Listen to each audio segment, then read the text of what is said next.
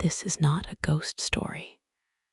No shadows, no whispers, no footsteps behind you. What happened here was worse, because it didn't need anything supernatural. The tunnel was real. The darkness was real. And the air was running out somewhere in rural Pennsylvania, hidden behind overgrown trees and rusted warning signs. There's an abandoned railway tunnel locals stopped talking about years ago. Not because it was haunted, but because people who went inside came back. Slight pause, different. Jake Miller didn't believe in stories like that. He was a freelance travel videographer, one of those guys who chased forgotten places for views. Abandoned malls, closed mines, roads swallowed by nature, places that felt empty. "This'll be quick," he said to himself, tightening the strap of his headlamp. The tunnel entrance stood in front of him, wide, black, silent. Cold air leaked out of it, like a slow breath. Jake checked his gear. Headlamp good, phone battery 86%. Backup flashlight packed, plenty. He stepped inside.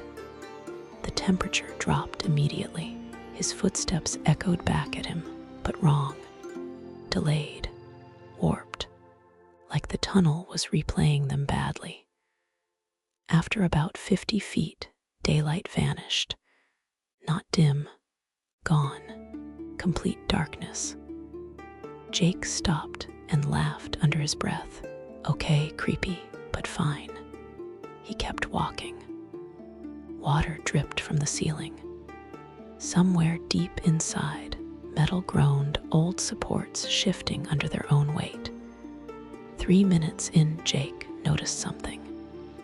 The air felt thick, not smoky, not warm, just heavy. He took a deeper breath and felt nothing. No relief, no refresh. "That's weird," he muttered. He checked his phone. No signal, expected. Then his headlamp flickered. Once, then again. Jake stopped. That's when he noticed the silence.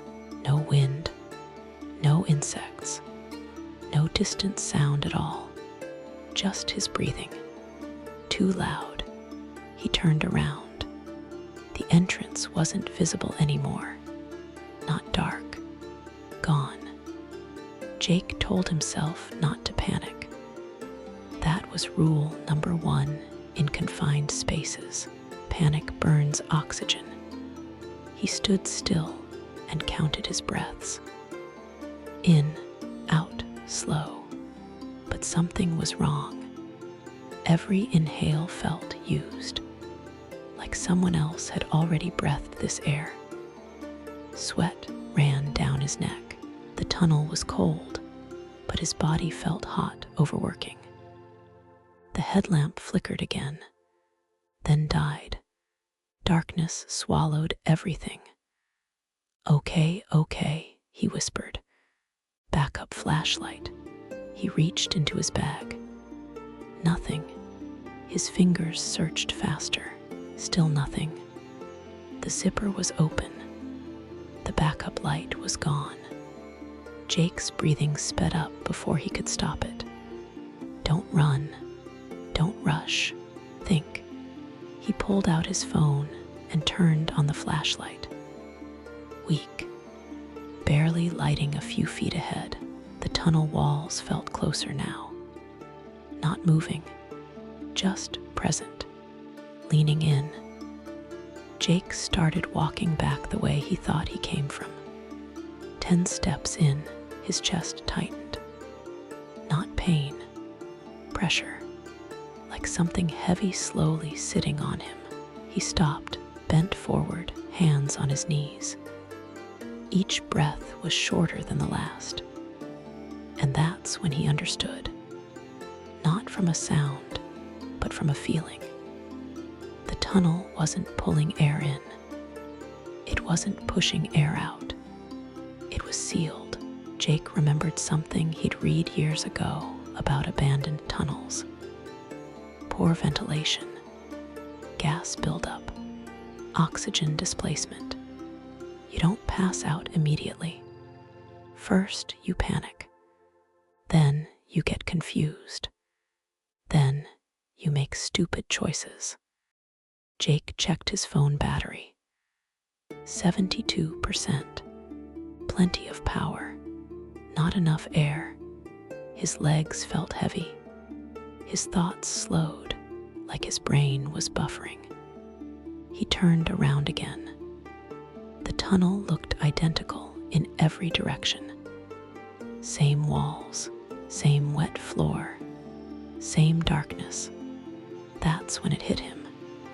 He didn't know which way was out anymore, and his breathing was getting louder. Jake stopped walking, not because he chose to, but because his body told him to. His legs shook, his fingers tingled, his vision narrowed, like someone was slowly closing a curtain from the sides.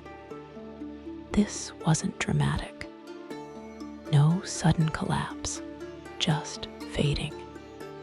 He tried to take a deep breath. His chest refused. The air was still there, but it wasn't enough. Jake dropped to one knee. Think, he told himself. Think or you're done. Another memory surfaced. When oxygen drops, the brain lies. It tells you to run. It tells you you're fine. It tells you nothing's wrong, right before everything goes wrong. Jake forced himself to sit, back against the wall, head down. He slowed his breathing to almost nothing. In, out, barely. The phone slipped from his hand, flashlight rolling across the floor. It stopped against the wall. The beam pointed down the tunnel, and that's when he saw it. Movement, not a person, air. A faint ripple in the dust near the ground. Barely visible, fresh air doesn't rush into sealed places. It creeps. Jake dragged himself forward, inch by inch, staying low. Every movement felt like lifting weights with his lungs. His thoughts came apart. Random memories, names he hadn't thought about in years. The sound of his own heartbeat. The ripple grew stronger. A crack, small, ugly, real. A collapsed section, not sealed completely. Jake pressed his face near the ground and inhaled. The air tasted different, cold, dirty, alive. He stayed there for a long time, breathing like someone who had just learned how.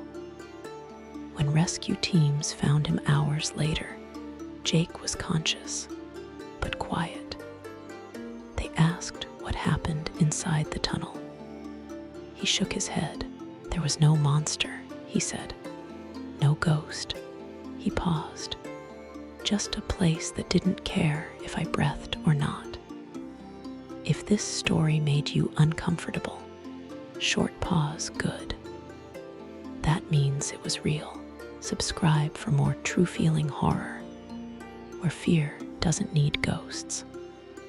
Because the next place I'll tell you about is just as real, and it's still there, waiting.